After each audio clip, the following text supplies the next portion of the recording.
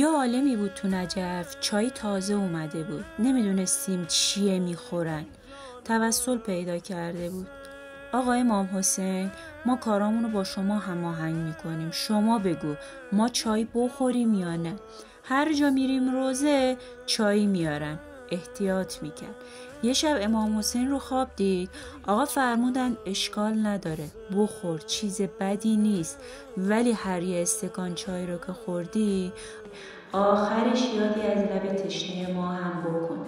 یعنی یه آب گرم هم بود کربلا به لبهای ما میرسید مؤثر بود، نه اینکه فقط آب گوارا بنوشی. ارتباط عجیبی داره امام حسین با دوستانش.